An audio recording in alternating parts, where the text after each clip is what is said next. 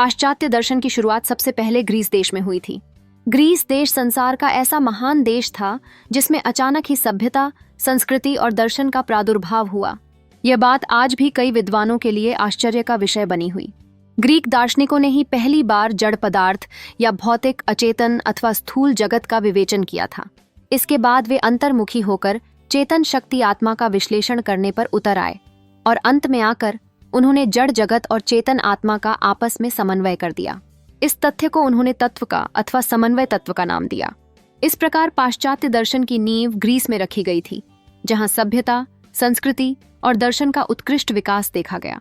Greek दर्शनों का जादू आज भी विद्वानों को आकर्षित करता है।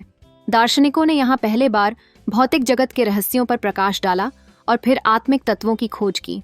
उनके अंतर्मुखी चिंतन ने उनके कार्यों में गहराई और दर्शकीय दृष्टि को निभाया। इस धरती पर जन्मे थैलीज और सोक्रेटिस जैसे विचारक ग्रीक दर्शन का अभिन्न हिस्सा बने। ग्रीक दर्शन की उत्पत्ति तथा उसके इतिहास को जाने बिना पाश्चात्य दर्शनम के इतिहास का ज्ञान अधूरा माना जाता है। वैसे तो कालांतर में ग्रीस देश के अलावा पश्चिम के अन्य देशों के अंदर भी उच्च कोटि की दार्शनिक अवधारणाओं का विकास हुआ तथा उनको संसार के दार्शनिकों द्वारा बेहतर प्रकार की मान्यताएं मिली, लेकिन ग्रीक दर्शन आज भी पाश्चात्य दर्शन के इतिहास में अपना एक विशिष्ट प्रकार का दर्शन माना जाता है तथा इस दर्शन का अपना एक आकर्षण है जो संसार भर के दर्शन प्रेमियों या जिज्ञासुओं का ध्यान अपनी ओर खींचता रहा है। ग्रीक दार्शनिकों ने विचारों का एक नया संसार रचा जिसमें उन्होंने स्वतंत्रता और तर्क की शक्ति को समर्पित किया।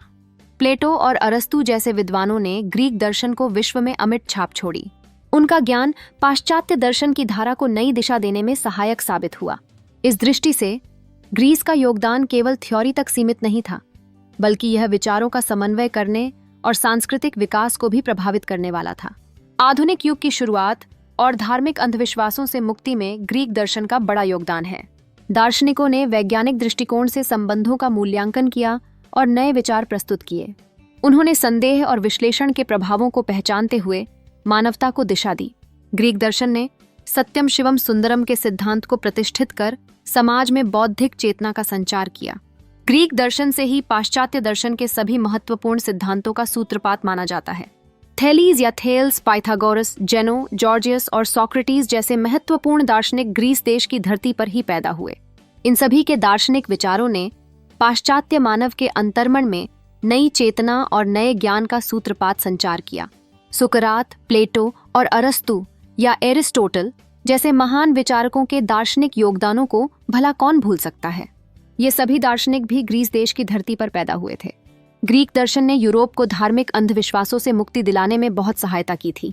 ग्रीक दार्शनिकों ने सबसे पहली बार दर्शन का स्वतंत्र रूप से वैज्ञानिक विश्लेषण किया और नई नई दार्शनिक अवधारणाएं विकसित की।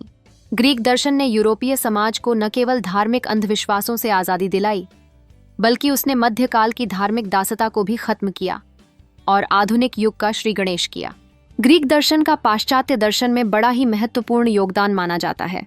इस दर्शन ने दर्शन शास्त्र के अध्ययन में संदेह और विश्लेषण के दुष्प्रभावों की रोकथाम की और मानव मन में संश्लेषणात्मक एवं समन्वयात्मक अंतर्दृष्टि को जागृत किया। साथ ही सत्यम शिवम सुंदरम को प्रतिष्ठा दिलाने में भी ग्रीक दर्शन ने अपनी तरफ से पर्याप्त सक्रिय सहयोग दिया। हालांकि हाल की खोजों ने ये संकेत दिए हैं कि ग्रीस की सभ्यता पर और भी देशों का प्रभाव था। भारतीय और मिश्र सभ्यताओं के विचारों का ग्रीक दर्शन में समावेश इस क्षेत्र की समृद्धता को दर्शाता है। इस प्रकार ग्रीक दर्शन का विकास बाहरी स्रोतों से प्रेरित था, परंतु इसका विशिष्ट स्वरूप और गहराई अद्वितीय है। इसलिए ग्रीक दर्शन ने न केवल गति प्रदान की, बल्कि पाश्चात्य विचारधारा के लिए एक आधारशिला भी बना। इसके सिद्धांतों ने मानवता को शोषण और अंधकार से बाहर निकलने में मदद की। ग्रीक दार्शनिकों की परंपरा ने आज की दुनिया में भी अपनी प्रासंगिकता बनाए रखी है और यह पता लगाना कि विचार कैसे विकसित होते हैं हमें अहम सबक देता है। विश्व के अधिकांश विद्वानों का यह मानना था कि ग्रीस देश में दर्शन का जो भी विकास हुआ वह ग्रीक दार्शनिकों के प्रयासों का ही परिणाम था। इस प्राचीन दर्शन पर किसी तरह का बाहरी प्रभाव नहीं पड़ा था, लेकिन 20वीं शताब्दी में हुई कई खोजों तथा अन्वेषणों से, विशेष तौर पर पृथ्वी की खुदाई में मिली चीजों से यह बात सिद्ध हुई कि प्राचीन ग्रीस देश की सभ्यता, संस्कृति तथा दर्शन पर मिस्र और बेबीलोनिया देश की सभ्यता, संस्कृति एवं विचारधारा का प्रभाव पड़ा है। भारतीय विद्वानों की मान्यता है कि भारतीय दर्शन की विचारधारा ईरान, मिस्र तथा बेबीलोनिया आदि देशों में होती हुई ग्रीस देश के उपनिवेशों में पहुंची तथा वहां से यह विचारधारा ग्रीस देश में जाकर मिल गई।